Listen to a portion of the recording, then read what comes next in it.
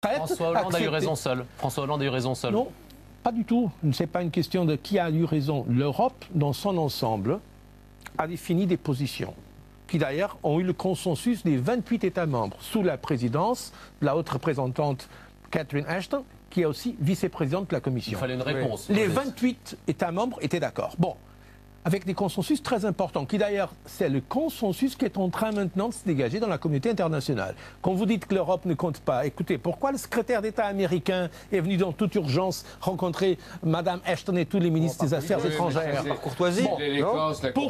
Pourquoi M. Obama, et j'étais avec lui au G20 à Saint-Pétersbourg, tenait tellement à avoir une position des Européens pour précisément pouvoir convaincre le Congrès? Et soyons sérieux, ce n'est pas l'Europe qui est divisée.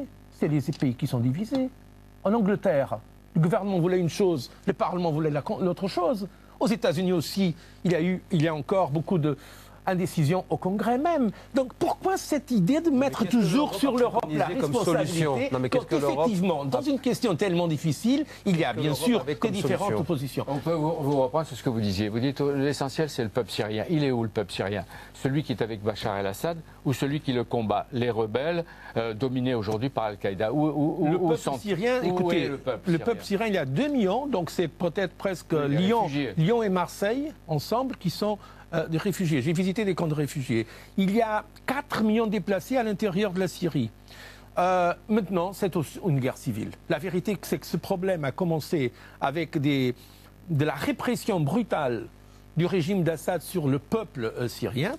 Mais après, c'est devenu une guerre civile. Il reste au pouvoir, on le conforte. Et là, il continue à bombarder ce que vous appelez son peuple syrien, ou en tout cas ceux qui le condamnent ou qui le combattent.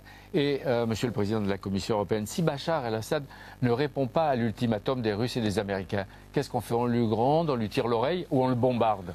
Je vous dis que la Commission pense qu'il faut exploiter, avec toute la pression, la voie politique et diplomatique. Je crois que la position qui a été prise jusqu'à présent par l'Europe a donné une contribution à cette voie. Je crois qu'aussi la position ferme prise par la France et les États-Unis a aidé beaucoup à ces développements qui, à mon avis, vont dans la bonne Au-delà direction. Au-delà de position de principe, Monsieur le Président, faut-il, par exemple, armer les rebelles? Bon, ça c'est une décision des États membres, ce n'est pas la décision de la Commission. Dans les questions qui sont la compétence de la Commission, je suis fier de dire que nous sommes les premiers au monde. En termes d'aide humanitaire, l'Union européenne doit être fière, et la plupart viennent de la Commission, d'être le premier qui fait pour le bien des Syriens. Bon, ça c'est ma compétence, et là j'assume les responsabilités. Les autres questions, il y a, c'est vrai, des nuances entre nos États membres, même s'il y a une convergence générale sur les objectifs. Et là, je tiens à vous dire une chose peut-être qu'il faudrait dire un jour. Moi, je ne crois pas que dans les questions de politique étrangère, qui, dans une large mesure, dépendent de la diplomatie nationale, une certaine diversité entre les États membres, pourvu qu'il y ait une convergence sur les objectifs, ne soit pas une façon efficace de faire la pression sur les autres. Monsieur Barroso, il y a quand même une différence majeure. L'Allemagne ne veut jamais faire la guerre. Vous vous dites que les États membres étaient divisés. L'Allemagne n'est pas divisée. Elle fait la moitié de l'Europe. Et donc, comment peut-on faire une politique étrangère avec l'Allemagne qui ne veut jamais faire la guerre? Pourquoi va-t-on avoir un sommet de la défense alors qu'en fait, on sait que rien n'avance? Est-ce qu'il ne faudrait pas cesser de faire semblant? L'Allemagne a accepté avec tous les autres États membres qu'il fallait une réponse très forte aux crimes contre l'humanité commis en Syrie. En tout cas, pour ce que vous dites là précisément, d'avoir une politique plus intégrée extérieure, une politique extérieure et une politique de défense plus intégrée, ça c'est ce que j'appelle les États membres à accepter. La Commission vient par exemple de présenter une communication en matière de politique de défense pour travailler avec la politique pas d'Europe de la défense, monsieur. Tout le monde vous défendiez les industriels de l'armement en Europe pour avoir une industrie de défense européenne. C'est bien, mais sur le plan de l'action. Là, c'est la responsabilité des gouvernements. Si vous avez des plaintes à faire, envoyez une lettre au capital. Et là, je peux vous donner tout de suite une lettre. Regardez, on peut vous donner tout de suite une lettre de protestation du grand rendez-vous sur l'inefficacité de l'instance spéciale qui a été créée avec Mme Ashton. Elle est médiocre. Il y a 6 000 fonctionnaires et ils sont inexistants. C'est pas vrai. C'est normal que vous disiez le contraire. Mais c'est perçu comme des gens qui ne comptent pas. Elle est allée faire une médiation en Égypte.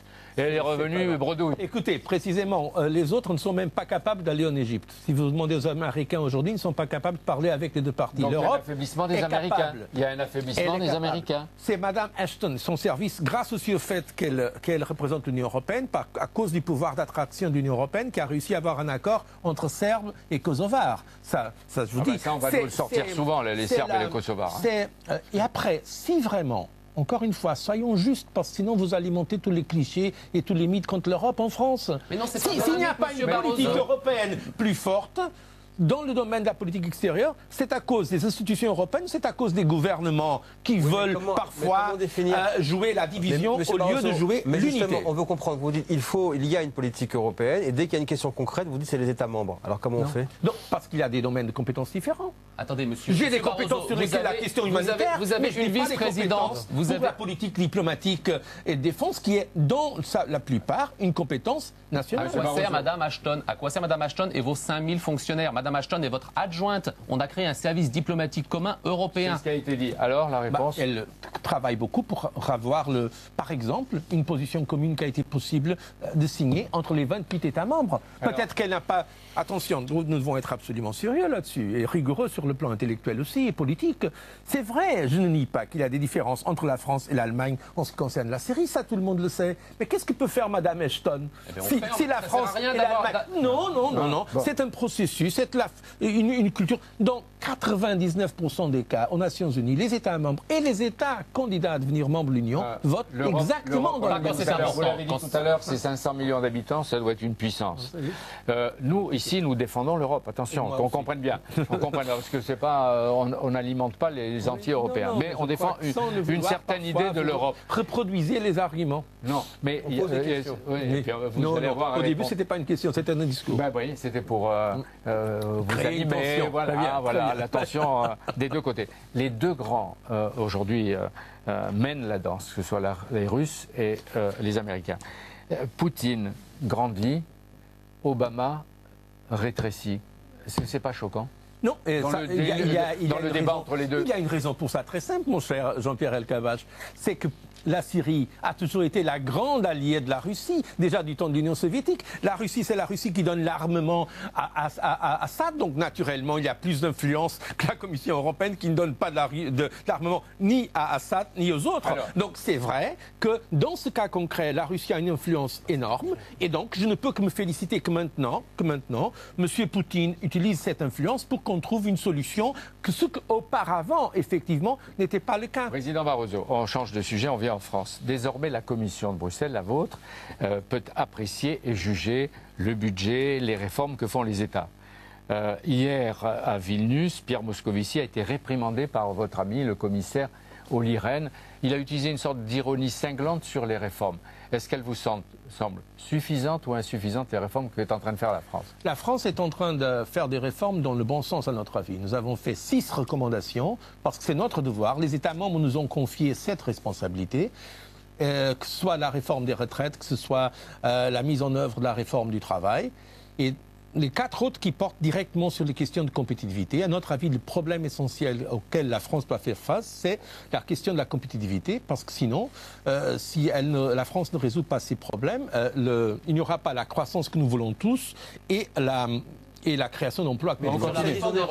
Sur la réforme des retraites, est-ce que vous pensez qu'elle est suffisante? Est-ce que vous pensez qu'il fallait reporter l'âge légal? Est-ce que vous pensez qu'il fallait augmenter le nombre de cotisations? Nous avons dit clairement que nous avions préféré une autre voie pour la réforme des retraites. Ceci dit, nous attendons le mois de novembre pour voir l'ensemble des détails sur cette réforme. La préoccupation est la même du gouvernement français et la nôtre, c'est-à-dire combler le déficit de 20 milliards d'euros en 2020 dans la caisse de retraite en France. C'est essentiel cela. Ceci dit, il nous faut voir, le gouvernement français a aussi annoncé qu'il avait des mesures qu'il allait prendre pour compenser les charges accrues sur les entreprises. À notre avis, les charges accrues sur les entreprises, c'est un problème. Pourquoi? Parce que si vous augmentez les charges, les cotisations patronales, quel est le problème? Vous ne créez pas les conditions plus favorables à la création d'emplois et à la croissance. Donc là, c'est une préoccupation que nous avons. Alors, attendons de voir quelles sont les mesures de compensation que les autorités françaises... Pour nous, l'important, c'est l'objectif, c'est pas le moyen. Là, je tiens à souligner ce point. Donc, si le gouvernement... L'objectif, c'est la croissance et l'emploi. Vous dites, il faut attendons justement la suite des réformes. Pourquoi alors le commissaire Olli Rehn, d'entrée de jeu, dit c'est pas suffisant, c'est une réforme à la française? Est-ce que c'est pas ça justement qui alimente eh bien tout simplement la colère contre l'Europe? La Commission est dans son rôle de faire des propositions, notamment des recommandations. La Commission ne fait pas de diktat. La Commission exerce ses pouvoirs, ses compétences, et je crois que c'est de plus en plus important, parce que nous pensons qu'il y a des liens entre tous les États membres, et la Commission a non seulement le droit, elle a le devoir de présenter avec force ses recommandations. Alors, Président, nous allons marquer une pause et nous allons voir quelles sont ces recommandations pour toutes ces réformes et en même temps le budget. Merci de comprendre que c'est dans la légitimité de l'émission d'être animé. Moi j'aime bien le débat, vous savez, voilà. Jean-Pierre. Alors, là, vous êtes gâté. Manuel Barroso, on vous interroge dans ce qui n'est pas votre langue. Votre langue, c'est le portugais, mais vous parlez aussi bien l'anglais que le français. Oui, j'espère, enfin, pas tellement, mais j'espère que les Français m'excusent quelques erreurs qu'ils puissent faire dans cette langue de Molière que j'aime beaucoup. Voilà, on souhaite que dans la Commission, les débats se fassent un peu plus en français. Question à Arnaud Le Parmentier.